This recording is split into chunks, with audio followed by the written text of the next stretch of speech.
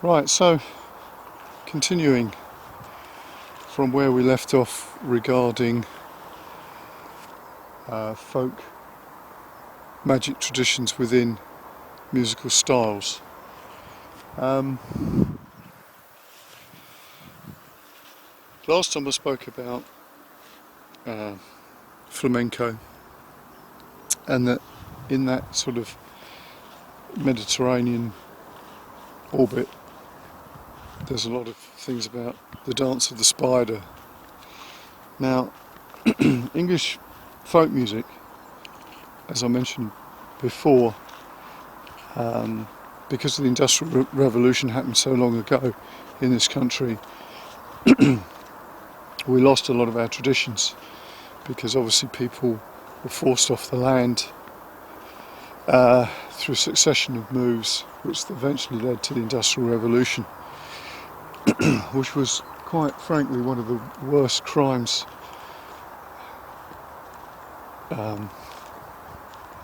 played against ordinary people in this country, which, because of the way that history is taught, we never realise the implications of it until you get much older, and then you start to think, my God, what were things like the Enclosures Act, the Reformation?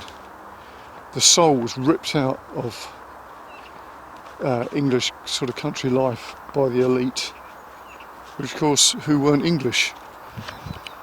Interestingly, their roots go back to the Norman Conquest. And then we sort of perpetrated that on other countries around the world. Incredibly shameful, really. And those people are still in power, unbelievably. As the Duke of Westminster said, the secret of being rich is to make sure that one of your ancestors was friends with William the Conqueror. Or, as he should have been called, William the Bastard, because that was his actual name.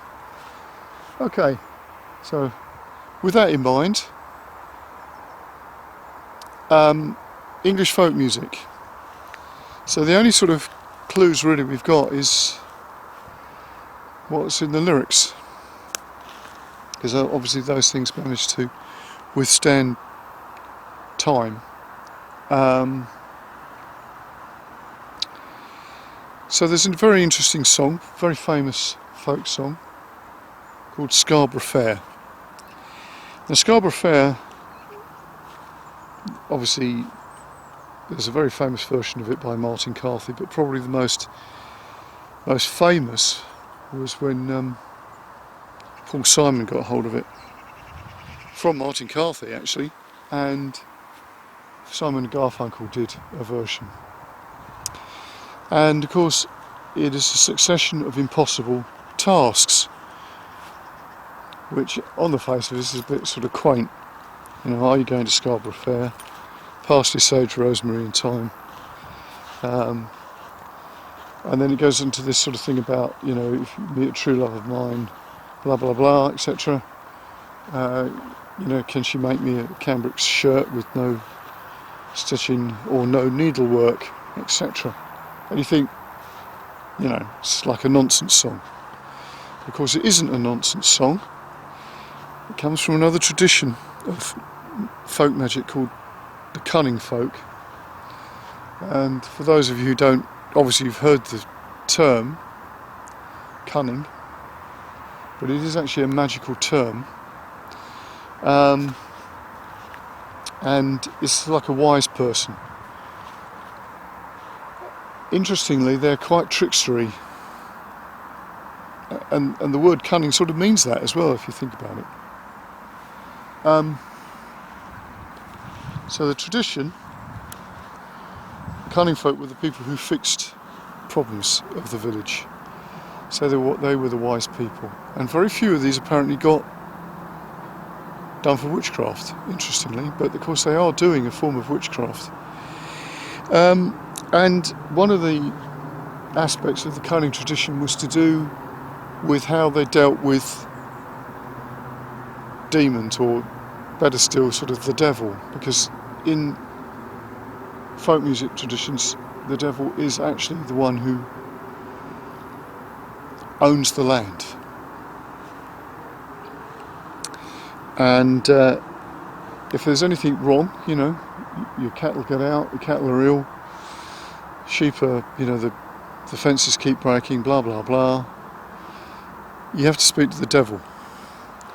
And often if there was a problem, they would give the entity or the devil himself a job to do, which was impossible. So, count all the stones in all the rivers in the land, and then all the trees in the forest, blah blah blah, etc. So in other words, by the time he's finished, you're dead and gone. And there's an Irish quote, like, which is a sort of, what would you call it, a blessing, I suppose, that may you die before the devil knows, and that, by the time he finds out, you're well out of here, type of thing.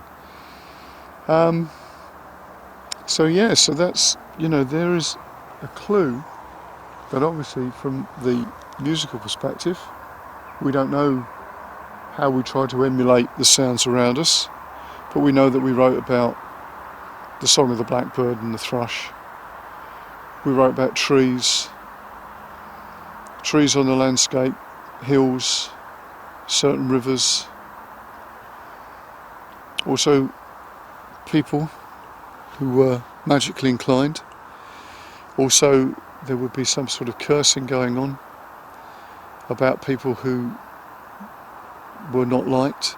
They'd crop up in fairy tales, nursery rhymes. The grand old Duke of York, for instance, who was a complete idiot. That's why he didn't know whether he was halfway up or halfway down. So have a listen to music again with a different ear. See that these sort of quaint old songs were actually purposeful in the way that they were being done. And, open your minds to the fact that the people in the past were doing things because for them it worked. Whether logically it doesn't make sense to us anymore, it made sense to them. And they were highly practical people, and they would not have done something that didn't work. So music was an important ingredient within that. Anyway, speak to you soon.